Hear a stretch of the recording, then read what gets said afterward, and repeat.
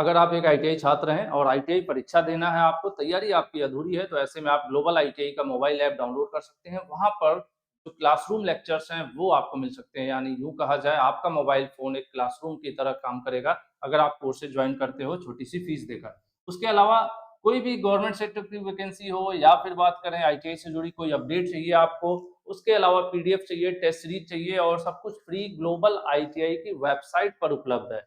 जो paid courses हैं वो ग्लोबल आईटीआई के मोबाइल ऐप पर हैं और एक ग्लोबल आईटीआई की वेबसाइट है जो आप गूगल में सर्च करोगे globaliiti.org, तो ये वेबसाइट आएगी और इसमें बहुत सारी चीजें हैं जो आपको फ्री मिल जाती है। मॉक टेस्ट हो, पीडीएफ हो, सीबीटी एग्जाम्स के प्रीवियस ईयर के पेपर हो, मॉडल पेपर हो या एनसीवीटी के अपडेट्स हो, आईटीआई की जॉब वैकेंसीज हो, अप्रेंटिस हो, सब कुछ यही मिलता है। एडमिट कार्ड, मार्कशीट, सिलेबस, ठीक है। तो इसको जरूर आप लोग विजिट करें। बाकी आज जो वैकेंसी इसके बारे में बात कर लेते हैं। Nuclear power corporation of India limited Bharat सरकार की ये कंपनी है, यहाँ पर क्लियरली लिखा हुआ भी है और इसको शॉर्ट में आप लोगों ने काफी नाम भी सुना होगा, एनपीसीआईएल। तो एनपीसीआईएल में वैकेंसी है, जो फॉर्म ओपन हो रहा है आपका ऑलरेडी हो चुका है। मैं वीडियो थोड़ा लेट बना रहा हूँ, ठीक है। फॉर्म जो आपको ओपन हो रहा है किस दिन से हो रहा है भाई? 12 मार्च 2025, यानी फॉर्म जो है ऑलरेडी ओपन हो चुका है। के अलावा बात कर लेते हैं लास्ट डेट की। ये तो फॉर्म ओपनिंग हो गई, लास्ट डेट जो है आपकी ये रहा आपका 1 अप्रैल 2025, ठीक है। तो आपको 1 अप्रैल 2025 से फॉर्म फिलअप कर लेना है अगर आप आईटीआई पास छात्र हैं। किसके लिए है वो भी हम वन बाय वन डिटेल में यहाँ पर डिस्कस कर लेते हैं। इसमें क्या है, डिप्लोमा के लिए भी वैकेंसी है ना, आईटीआई के लिए भी है, अदर कोर्सेज के लिए भी है। तो हम लोग जो सेक्शन कवर करेंगे सिर्फ आईटीआई छात्रों के लिए करेंगे, ठीक है। यानी मैं डिटेल जो मैं आपको बताऊंगा सिर्फ आईटीआई वाले बच्चों के लिए बताऊंगा। और जो कौन सी जगह होने वाली है, कैगा, गूगल कर लीजिएगा।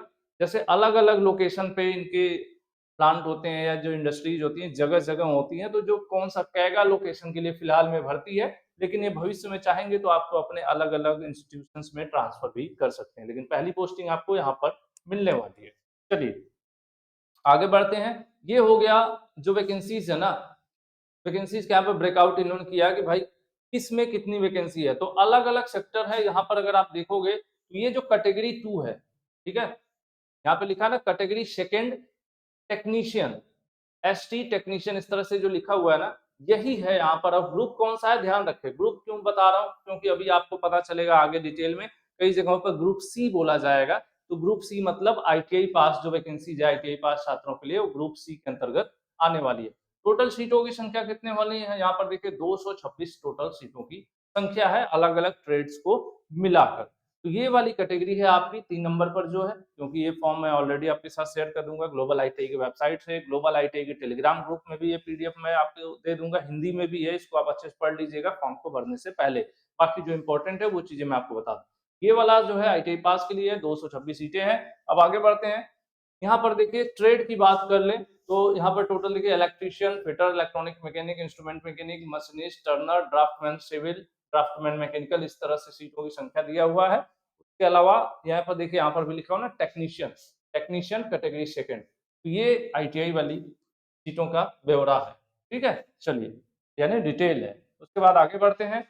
यहाँ पर और जो क्वालिफिकेशन का जिक्र किया गया है वो यहाँ पर मैं आपको बता देता हूँ। इसमें अगर आप अप्लाई कर रहे हो तो क्या जरूरी है, जरूरी क्या है भाई, instrument mechanic, electrician, electronics mechanic, fitter, turner, machinist, draftsman civil, draftsman mechanical, ये जो ट्रेड होने वाली है ये लोग इसमें अप्लाई करने वाले हैं।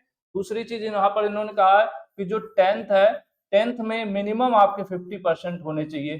जैसे आप आईटीआई तो किए होंगे तो 10th के साथ आपने आईटीआई किया होगा ना, तो 10th में देखिए मिनिमम 50% होना चाहिए in science subject and mathematics individually. यानी ओवरऑल परसेंटेज की बात ना करते हुए, देख रहे हैं, 10th with minimum 50% marks in science subject and mathematics. यानी तो बात करें अगर आपके 10th में दो सब्जेक्ट रहे होंगे ना, साइंस और मैथमेटिक्स, तो इन दोनों के जो नंबर होंगे ना, इन दोनों में 50% होना जरूरी है, ठीक है। इन दोनों में 50% होना जरूरी है। ऐसा नहीं कि अगर आप सिर्फ साइंस में 33 नंबर पा गए 100 में से, पासिंग मार्क हो गए तो इससे नहीं चलेगा। कम से कम 50% होना चाहिए, यानी 50 नंबर से, अगर 100 नंबर का पेपर था तो 50 से अधिक होना चाहिए। ये एक यहाँ पर इंपॉर्टेंट है।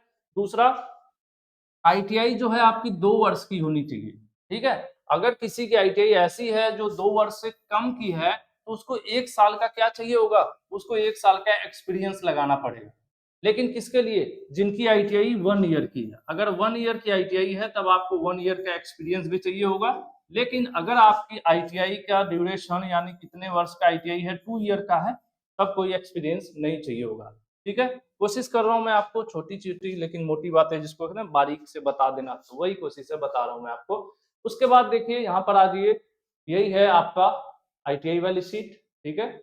अब इसमें कैटेगरी वाइज़ देख लेते हैं, जैसे ये जो कैटेगरी 1 है ना, ये आप पर लागू नहीं होने वाला। मैंने आपको बताया ना कैटेगरी सेकंड वाला आप पर लागू होगा। तो शुरू में जो फर्स्ट ईयर जब आप जॉइन करोगे तो पहला साल जो होगा आपका, पहले साल आपको 20,000 रुपए प्रति माह जो पर मंथ पैसा मिलेगा। दूसरे साल आपको 22,000 रुपए पर मंथ मिलेगा। उसके अलावा बुक्स वगैरह खरीदने के लिए 3,000 रुपए मिलेंगे और ड्यूरेशन ऑफ ट्रेनिंग आपको जो है, ये डिप्लोमा का था इसलिए मैं यहाँ पर कट कर दिया हूँ डिप्लोमा वगैरह के लिए। तो 2 वर्ष का आपका ट्रेनिंग ड्यूरेशन रहेगा, यानी ज्वाइनिंग के बाद 2 वर्ष तक आपको काम करना है। जब पहले वर्ष में आपको 20,000 महीने, दूसरे वर्ष में 22,000 रुपए महीने मिलेगा। अब 2 वर्ष के बाद आप परमानेंट जब हो जाओगे, जब आप परमानेंट हो जाओगे तो अप्रॉक्स सैलरी यहाँ पर इन्होंने दिया हुआ है 33,201 इस तरह से, ठीक है? इसमें एचआरए-वेचआरए क्या-क्या चीज़ें ऐड ऑन होती है तो थोड़ा बहुत ज़्यादा ही हो जाता है। तो ये हो गया यहाँ पर डिटेल सैलरी का। आजकल ये नया सिस्टम बन गया भैया, क्या सिस्टम बन गया है? पहले 1-2 साल ये मतलब इस तरह से फिक्स सैलरी पर रखते हैं, फिर परमानेंट करते हैं, ठीक है? पहले ऐसा नहीं हुआ करता था। धीरे-धीरे सभी वैकेंसीज़ में ये चीज़ें देखने को मिल रही हैं। आगे बढ़ते हैं, अगर आपका selected candidate post of staff में, मतलब ये आईटीआई वाली सीट की बात हो रही है, 2 वर्ष का आपका ट्रेनिंग चलेगा, वही चीज़ लिखा हुआ है। पहले साल ट्रेनिंग का 20,000, अगले साल फिर 22,000, 3,000 किताब का एक बार मिलेगा और आपकी ट्रेनिंग कंप्लीट हो जाएगी तो उस समय मेरे ख्याल से छोटा-मोटा कोई एग्ज़ाम वगैरह भी कराएँगे। और यहाँ पर इन्होंने लिखा हुआ है कहीं ट्रेनीज़ हू लेस देन 60%, यानी जो एग्ज़ाम ये कराएँगे आपका 2 साल बाद, उसमें कम से कम 60% चाहिए होगा, ठीक है? अगर उसके नीचे अगर आप पाते हो ना during the training not be absorbed, मतलब आपको 2 साल बाद बाहर किया जा सकता है। इनकी ये कंडीशन है अगर 60% से आप नीचे नंबर पाते हो तो। उसके अलावा सिलेक्शन होने के बाद आपको 5 साल का एक बॉन्ड साइन करना पड़ेगा। बॉन्ड क्या होता है? बॉन्ड ये कहता है कि अगले 5 वर्ष तक मैं आपके यहाँ ही नौकरी करूँगा। अगर मैं उस बीच छोड़ देता हूँ तो जो हर्जाना होगा वो मैं भरूँगा। तो यहाँ पर देखिए अगर लिखा होगा अगर आप 5 साल से पहले छोड़ जॉइनिंग के बाद 5 साल से पहले अगर आप छोड़ देते हो तो the amount repayable will be equivalent to the stipend plus book allowance actually received. तो जितना भी पैसा आपको मिला होगा, मान लो अगर आप 1 साल तक नौकरी करते हो और 1 साल बाद छोड़ देते हो, तो 1 साल में आपको 20,000 के हिसाब से 2,40,000 प्लस बुक्स वगैरह का जो खर्च वगैरह मिला होगा, वो पूरा आपको वापस करना पड़ेगा। पूरा जितना आपने काम किया सैलरी पाया उसके बाद आप छोड़ सकते हो। तो अपने आप में ये भी एक अलग ही कहानी है ना? ये सब कब आता है? जब अनएम्प्लॉयमेंट ज़्यादा हो, बहुत ज़्यादा भीड़ हो, वैकेंसीज़ बहुत कम हो, तो आदमी अपने हिसाब से मनमाने तरीके से शर्त रख लेता है। और अगर यहीं पर लोगों की संख्या कम हो, काम करने वालों की संख्या कम हो, तो क्या होता है, फिर आपके हिसाब से चीज़ें होती हैं। तो फिलहाल वहाँ यही चीज़ें यहाँ देखने को मिल रही है। उम्र की बात कर लें तो हम आईटीआई वाला ये सेक्शन है, आईटीआई वाले में कम से कम 18 अधिकतम 24 वर्ष होना चाहिए। आप जो है ऑन आफ्टर ये दिया हुआ है कि 2007 से 2001 के बीच में आपका जो है डेट ऑफ बर्थ होना चाहिए। इन्होंने आसान कर दिया है इस चीज़ लिख मिनिमम 18 वर्ष, अधिकतम 24 वर्ष। ठीक है, आगे बढ़ते हैं। बाकी आरक्षण मिलेगा, जैसे ओबीसी को 3 वर्ष का, एससी को 5 वर्ष का उम्र में छूट मिलता है, वो सब भी लागू रहेगा क्योंकि सरकारी नौकरी है। यही चीज़ है यहाँ पर, ओबीसी को 3 वर्ष का छूट, एसटी को और एससी को 5 वर्ष का छूट, दिव्यांग बच्चों को 10 वर्ष का छूट। उसके बाद ये सब एनसीएल और क्या-क्या ये सब बहुत सारी छूट वगैरह है, तो इसमें जो भी आप जिस कैटेगरी में हैं, वो आप देख लीजिएगा। उसके बाद आगे बढ़ते हैं। अगला सवाल क्या है यहाँ पर आगे भैया, प्लेस ऑफ पोस्टिंग। जब पहली बार आपकी पोस्टिंग होगी, तो ये जो एनपीसीआईएल का कैंगा, कैंगा एक जगह का नाम है, ठीक है? कैगा या कैंगा, कैगा लिखा हुआ है। यहाँ पर पहली पोस्टिंग आपकी मिलेगी। बाद में ये चाहे तो ट्रांसफर कर सकते हैं अपने किसी भी लोकेशन में जहाँ पर इनके लोकेशन होंगे ना, एनपीसीआईएल जगह-जगह पर होता है, कई जगहों पर, है ना? उसके अलावा सिलेक्शन प्रोसीजर की बात कर लें तो हमारा तो आईटीआई वाला जो है, इसका सिलेक्शन प्रोसीजर में क्या है, ऑनलाइन एग्ज़ाम होगा, ठीक है? उसके बाद ऑनलाइन एग्ज़ाम 2 होगा, एक होगा प्री और एक होगा एडवांस और उसके बाद तीसरा होगा स्किल टेस्ट, यानी 3 चरण में होगा। ठीक है? प्री एग्ज़ाम, एडवांस एग्ज़ाम और स्किल टेस्ट, ये 3 चीज़ क्वालीफाई करोगे तब आपका फाइनल सिलेक्शन होगा। अगले स्टेप पर चलते हैं। सिलेक्शन का इन्होंने वो दे दिया है कि जो प्री एग्ज़ाम होगा, पहला वाला जो टेस्ट होगा वो क्या होगा, तो इसमें भैया देखो 1 घंटे का समय मिलेगा, 50 क्वेश्चन रहने वाले हैं, 4 आंसर एबीसीडी वाले, जिसमें 20 मैथ, 20 साइंस और 10 अवेयरनेस के क्वेश्चन होंगे। 3 नंबर मिलेगा सही आंसर करने पे, गलत आंसर करने पे 1 नंबर कटेगा। उसके बाद जो है मैक्सिमम मार्क्स जो है यहाँ पर 150 नंबर का पेपर होगा, क्योंकि 50 क्वेश्चन है तो 3 मल्टीप्लाई करोगे तो 150 नंबर का पेपर हो जाएगा। उसके बाद यहाँ पर क्वालिफाई करना इसको जरूरी है। हालांकि इसको क्वालिफाई करने के बाद आपको एडवांस टेस्ट के लिए सेलेक्ट किया जाएगा। तो क्वालिफाई करेंगे तो आपका एडवांस के लिए सेलेक्ट किया जाएगा। ठीक है, चलिए आगे बढ़ कर क्वालिफाई दे रखा है जनरल कैटेगरी को 40%, एससी और एनसीएल वगैरह जो है उनको 30% पर क्वालिफाई करना है। इस तरह से इन्होंने थोड़ा बना रखा है। चलिए आगे बढ़ते हैं। स्टेज 2 जो एडवांस टेस्ट होने वाला है, एडवांस टेस्ट क्या होगा, जब प्री में आप क्वालिफाई कर जाओगे तो एडवांस में आपका नंबर आएगा 120 मिनट यानी 2 घंटे का होगा। इसमें क्या क्या होने वाला भाई, आपके ट्रेड के हिसाब से इसमें होगा, जैसे instrument mechanic, electrician, electronics mechanic, machinist, draftsman, civil, जिस भी ट्रेड में आप होंगे उस ट्रेड से जुड़ा सिलेबस आपका पूछा जाएगा, related to relevant ITI trade.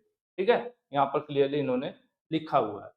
चलिए उसके बाद यहाँ पर वही 150 नंबर का होगा। बाकी 3 नंबर का एक क्वेश्चन, 1 नंबर जो है गलत करने पे कट जाएगा। ये सारा यहाँ पर कहानी लिखा हुआ है। उसके बाद आगे बढ़ लेते हैं। Document verification and skill test, यानी पहले प्री, प्री के बाद एडवांस, एडवांस के बाद डॉक्यूमेंट वेरिफिकेशन। एडवांस टेस्ट के बाद जो होगा ये शॉर्टलिस्ट करेंगे कितने लोगों को बुलाना है, उसके बाद स्किल टेस्ट के लिए आपको बुलाएंगे। ठीक है, चलिए आगे बढ़ लेते हैं। उसके बाद यहाँ पर फिजिकल स्टैंडर्ड भी दिया हुआ है। फिजिकल स्टैंडर्ड में क्या क्या होना जरूरी है, आपकी जो हाइट है वो कम से कम जो है 160 सेंटीमीटर और कम से कम जो वेट है 45.5 केजी, मतलब 45.5 केजी दिया हुआ है। ये कम से कम इतना होना ही चाहिए। ठीक है, ये देखो मैं इस पे कर दिया, एक्चुअल में आपका वाला ये है, ये आप पे लागू नहीं होगा, आप पर ये लागू होने वाला। तो इसमें भी सेम चीज है, 160 सेंटीमीटर कम से कम हाइट हो और वजन कम से कम 45.5 किलो होना चाहिए। ठीक है, बाकी इसमें स्किल टेस्ट और इंटरव्यू वगैरह के लिए ऑनलाइन एग्जाम के लिए जाने पर एससी एसटी के बच्चों को कुछ यहाँ पर है ना, कुछ सर्टिफिकेट वगैरह देने पर क्या है, फेयर वेयर का कुछ सिस्टम है, थोड़ा बहुत ये पब्लिक ट्रांसपोर्ट का पैसा दे या जो भी है।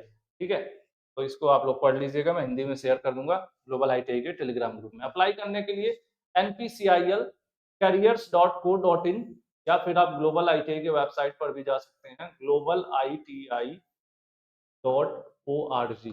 ठीक है, इस वेबसाइट पर आपको बहुत सारी जानकारी मिलती रहती है।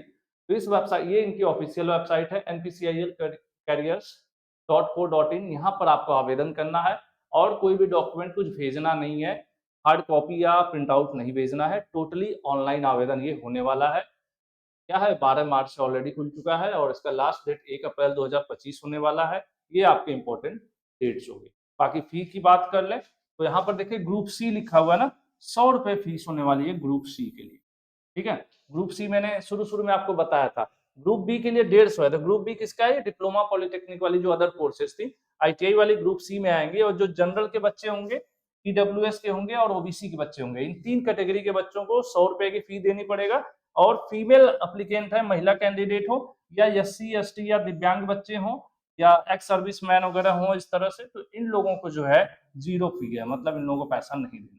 3 कैटेगरी को देना है, जनरल, ईडब्ल्यूएस और ओबीसी, इनको 100 रुपए का फी देना है अगर आप आईटीआई वैकेंसी के लिए अप्लाई कर। ठीक है, तो ये ओवरऑल हो गई जानकारी और मैंने कोशिश किया था कि एक एक चीज लिख के एक्सप्लेन करके आसान भाषा में आपको समझाऊं। अगर कोशिश आपको पसंद आई हो तो लाइक कीजिएगा और कोई और सवाल हो तो वीडियो के नीचे आप कमेंट कीजिएगा, मैं कोशिश करूंगा उसका जवाब देने का।